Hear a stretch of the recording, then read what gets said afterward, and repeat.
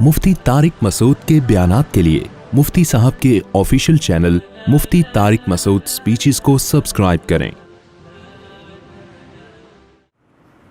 تو قرآن جنت کی طرف جانے کے لیے جو موٹیویٹ کر رہا ہے نا، تو جنت کی لالچ کیسے پیدا ہوگی اس کا طریقہ بھی اسی صیغے میں قرآن نے بتا دیا کہ جب تک کسی چیز میں کمپٹیشن نہیں ہوتا آدمی میں جوش پیدا نہیں ہوتا۔ دیکھو یہ جو آج دولت کے پیچھے بھاگ رہے ہیں، یہ اس لیے نہیں کہ ہماری ضرورتیں پوری نہیں ہو رہی، ضرورت تو اتنی نہیں ہے جتنا کمانے کی فکر کی جا رہی ہے۔ کیا پہن لے گا، کون سی گاڑی میں سفر کر لے گا؟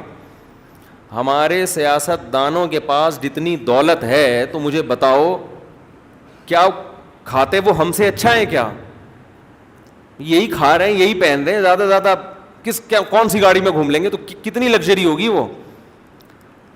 لیکن پھر بھی ہوس کیوں ہوتی ہے مقابلے میں؟ ہمارے ایک دوست نے ایک واقعہ سنایا، ایک عیسائی آدمی تھا کراچی کا، بہت بڑا تاجر، کیونکہ عیسائی تھا، ظاہر اب مذہب تو ختم ہی ہو گیا ہے، ایتھیسٹ ہی بن چکے ہیں تقریباً۔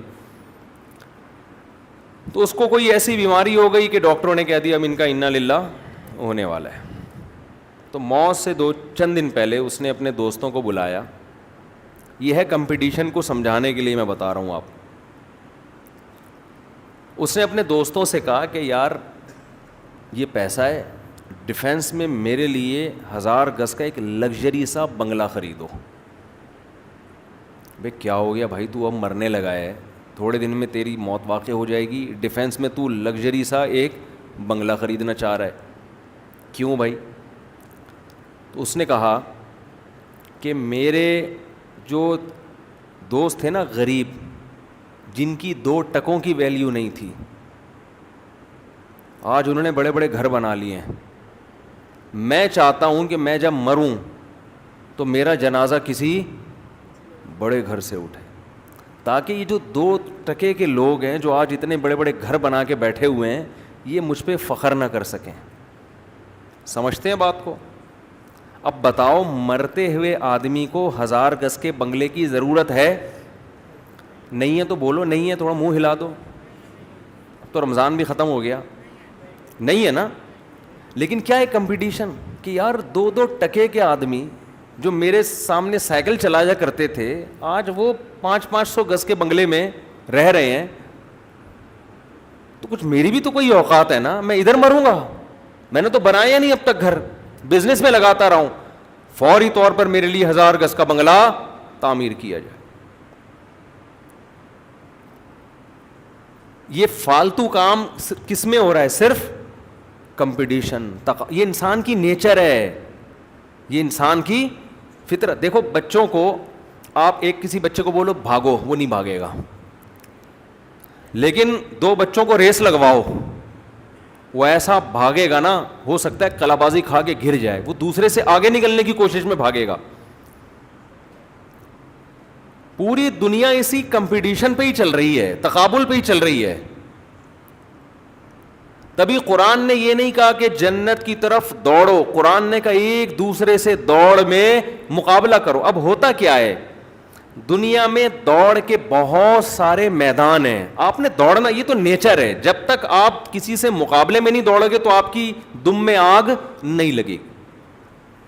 دم میں آگ والے تو پرانا ہو گیا، کچھ نئے لوگ بھی آ جاتے ہیں نا، تو ان کے لیے جلدی جلدی سنا۔ اب جو میں بار بار جو چیزیں سناتا ہوں وہ میں فارورڈ کر کے سناتا ہوں، سوائے شادیوں کے، وہ میں اسی اسٹائل سے تجوید کے ساتھ، ٹھیک ہے نا؟ یہ جو بعض چیزیں ہیں نا میں بہت جلدی اسپیڈ سے سنا دیتا ہوں۔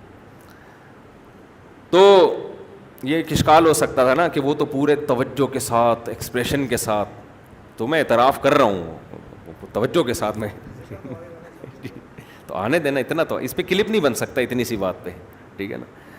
تو دوڑ کے نا مختلف میدان ہیں۔ اب دیکھو یہ جو بندہ موت کے وقت، اس نے کہا 1000 گز کا بنگلہ، اس نے ساری زندگی پیسہ کمانے کے علاوہ کوئی کام نہیں کیا، تو اس نے دوڑ کا میدان کس کو بنا لیا؟ اس نے دوڑ کا میدان دولت کو بنا لیا۔ یہ کبھی بھی دوڑ کا میدان کسی ریسرچ یا تحقیق کو نہیں بنائے گا، کیونکہ یہ اس کی فیلڈ ہی نہیں ہے۔